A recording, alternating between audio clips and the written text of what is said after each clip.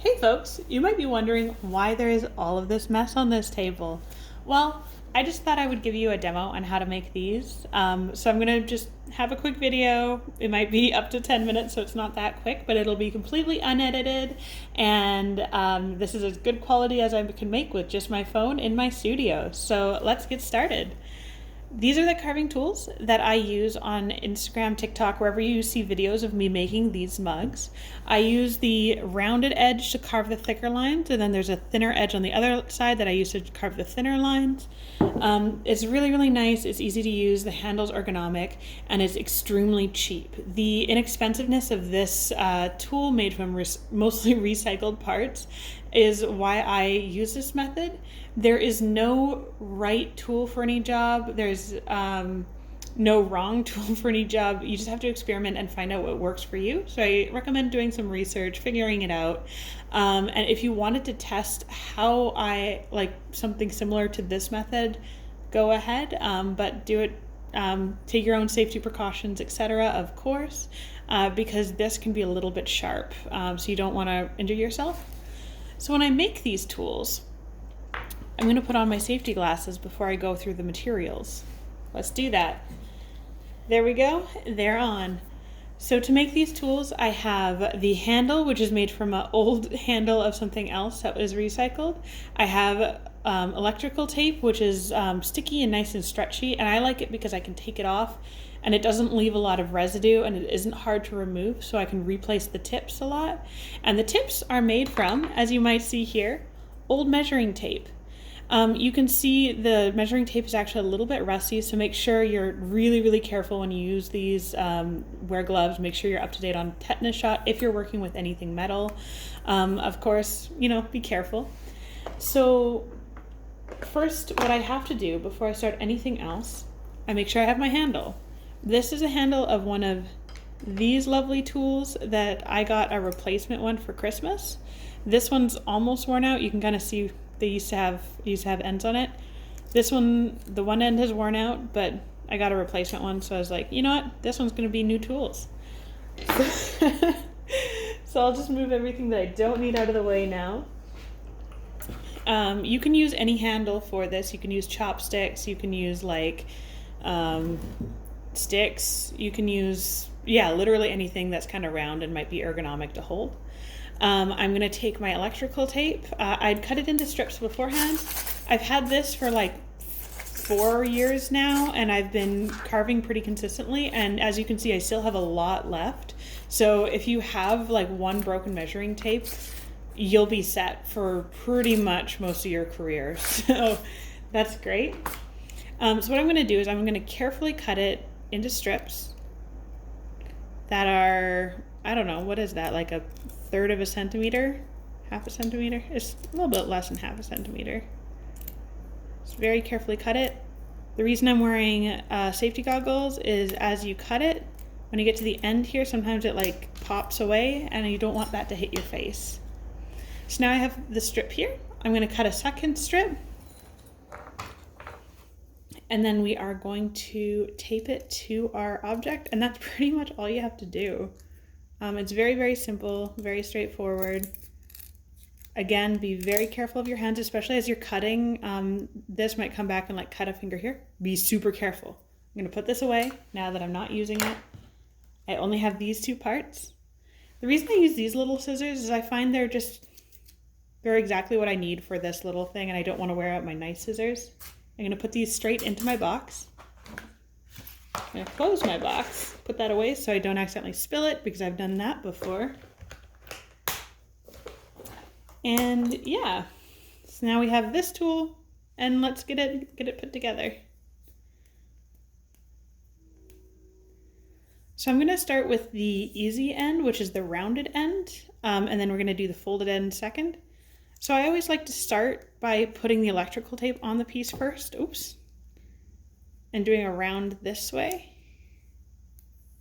There we go. And then all you have to do is take your measuring tape. I actually might trim this down because, as you can see, I want it to fold down and have a pretty small narrow end. So I'm going to cut my measuring tape here so I can have the little nib. You don't want your nib to be any more than kind of a half moon shape. If it's too long, it'll start to bend as you carve, so you don't want that. Oh, can you hear the train in the background?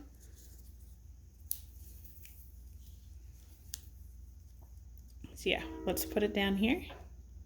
So as you can see, these have a flat tip, like a flatter side and a wider side. They're kind of rectangle ends.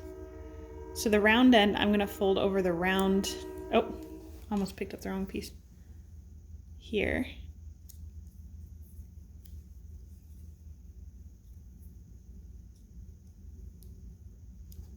There we go. Fold it over, stretch it out, get it on there nice and good.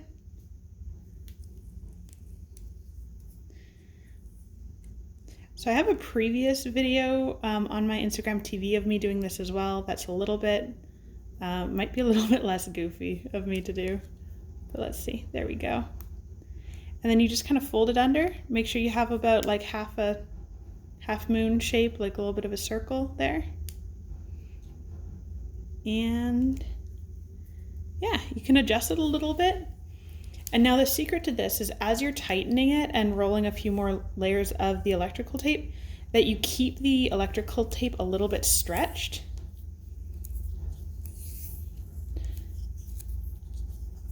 So that you can see I'm kind of like pulling it super taut, which is why masking tape or tapes that don't stretch don't quite work as well for this.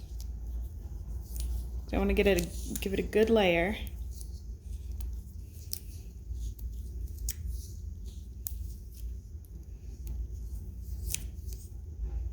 There you go. That's one end. Each of these carve about 40 to 60 mugs, so it's very, very easy to to replace the nib after they're carved. So yeah, you can just keep going. And I mean 40 to 60 mugs carve this much. If you're just carving little designs, you don't have to worry as much. Now the other end is going to be a lot easier, or might be easier, it might be harder, let's see. But I'm gonna measure, we're gonna put it on the narrower end of the rectangle. I'm gonna fold it over. I'm gonna measure kind of by my eye of where it'll fit here. Then I'm gonna trim it. Nope. I used the wrong scissors. Let's see. And, oh, there we go. Again, that's why it's nice to have goggles. I'm gonna just put these back into the container because I want to wrap them up if I throw them out so that nobody gets cut. So they're just gonna go in there for now. And almost lost the handle. Now it's time to just put them on. I'm gonna start with, again, the measuring, or the electrical tape there. Spin it.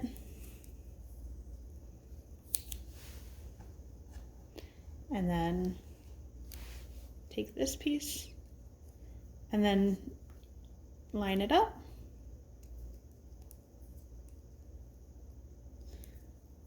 And okay, so something with this is when you fold a piece of wire or measuring tape, you never want to unfold it again. So I made sure not to pinch the end until I was ready to just finally create that edge before I finished it, because if you pinch it too much in the beginning, it will actually want to break a lot easier.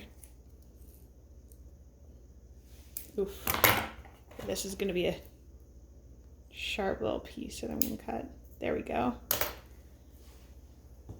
Again, be very careful when you slice any piece of clay or any piece of metal, and you want to make sure to put that piece of metal away or in the garbage right away, because if it makes its way into your clay, I'm rhyming, I'm so sorry, but it won't be a good day.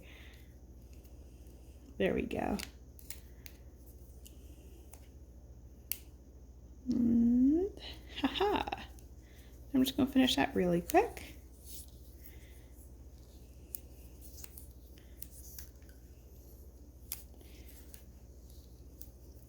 You can see when I pull it really tight, it'll just wrap really snugly around the handle. And if you're making something where the handle isn't ergonomic to begin with, you can kind of create a little bit of a grippy thing with the electrical tape. And there we go. Let's cut that edge off.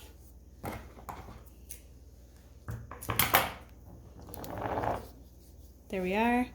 And you have a carving tool. Now, a few notes to keep in mind is that the wider the edge that it goes around, the wider the loop will be, which means the wider the cut will be.